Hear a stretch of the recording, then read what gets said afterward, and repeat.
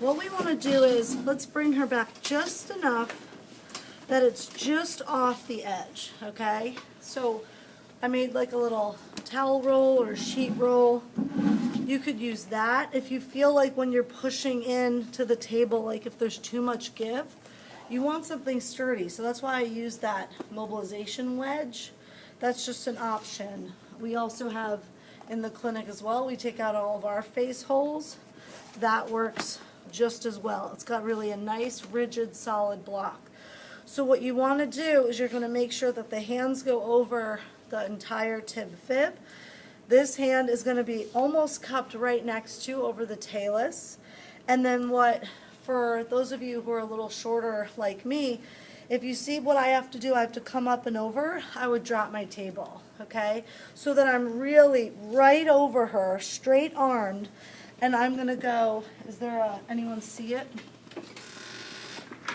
Yep, keep going, keep going. You want to use as much leverage as you can, great. And so what we're going to do is we're going to just put my glide right into the talus, okay? So I'm going straight down towards the ground. I've stabilized the leg here so that we don't see like a lot of this stuff popping up, okay? We want to hold that down while we do our posterior glide, okay? If she flips over and hangs the foot off, I do the exact same thing, but I'm going into an anterior glide, okay? So the other thing that I want you to know is how to find the talus.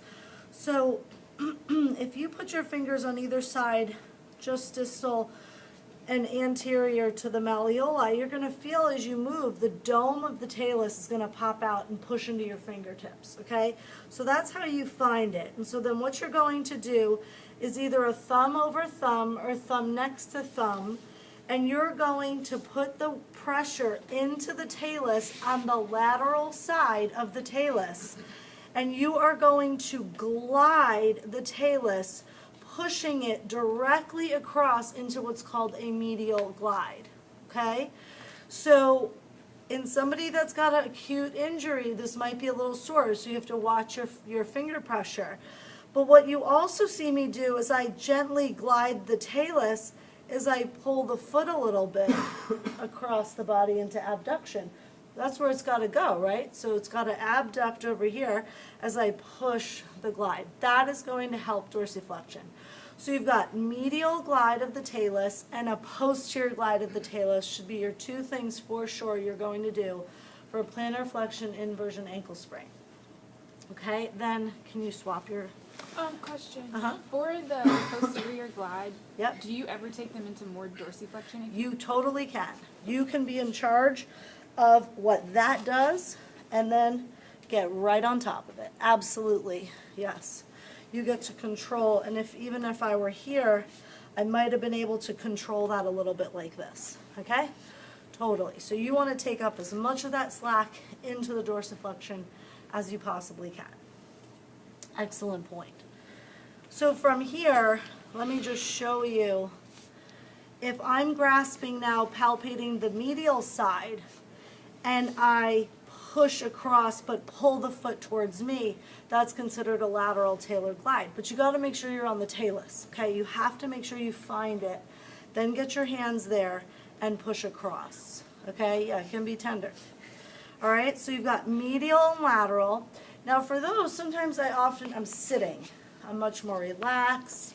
I'm sitting, it doesn't take a lot of force like your posterior and anterior glides. Take a lot more force, okay? So you've got those, and then if we look at the fibula, again on a fresh ankle, no one's going to let me do that. They're just not, okay? It's going to hurt too much. But on a later stage ankle that might need a little good push up there, they might be okay with me pushing and gliding and really trying to create a glide up towards the proximal joint, okay? If they're too sensitive, what I'm going to do is flip her around onto her belly. Can we move the chairs? Drop me as low as you can go. Now, since I'm pregnant right now, I'm not going to push like the way I would.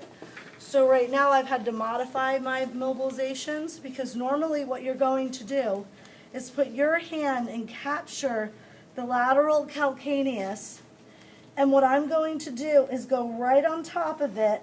I'm going to evert her, and I'm going to push through the calcaneus into the fibula.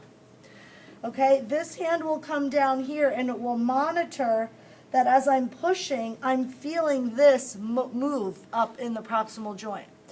But what I show you in your handouts is I'm often like this, like I'm in there with my body.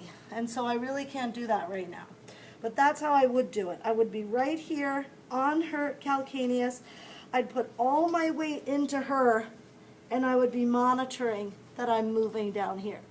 That a fresh ankle is going to let me do because I'm not actually touching the fibula or hurting, you know, really pushing directly onto her ligaments, okay? I might not do this one day one, post-ankle sprain. I'm definitely doing my talar distraction. Let's flip you. This is probably the anterior talar glide. Yep, And we'll just keep, can you raise the table a smidge for me? And scoot up a little, Mackenzie? Good. So I just want the foot hanging off. I don't want a lot of leg hanging off because, yeah, move all that stuff right. I don't want a ton of leg hanging off because then I'm going to lose control, okay? So I just want her propped right there. I'm going to stabilize the tib and the fib. My other hand comes over the calcaneus, and look at where her foot's going. This is not as much like a straight down. It's almost a little bit of an oblique axis. So do you see what I'm doing with my body is I'm like leaning a little bit so that I can push into that talus. Okay, so I really put a lot of body weight. I really don't do a ton with my hands actually. I just lean into it. And then I oscillate down there however long you want, whether you're a 15-second or a 30-second mobilizer. That's how you're going to do that anterior. But we need that leg stabilized because we don't want to just be out of control here. We want to get the joint to separate. So that's if you need plantar flexion. Okay? So we'll flip you one more time.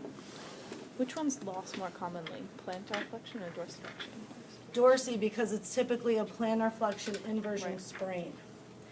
So then lastly, can you pump me a little higher? And then I'm going to seal this. So from the picture that you saw in the screen, what I like to do is anchor myself to do my talar distraction. And sometimes I'll put my foot under the table to kind of like create a little distraction. And all I'm doing is leaning back. I'm really not doing a ton of work here. This is a very gentle distraction. This is your number 1 mobilization. Then number 2 and 3 are dorsiflexion. That's your posterior talar glide and your medial talar glide. That might be all you get done on day 1 because this might be too sensitive here. And then eventually you got to get that sucker to go back up. Okay, you got to replace where this came anterior and inferior. Okay, and then if in the video you saw that I posted, you do something like this. You check if there's an issue with the calcaneus and the talus, you're kind of here and you're giving this a little whip, okay? Then followed by the whip,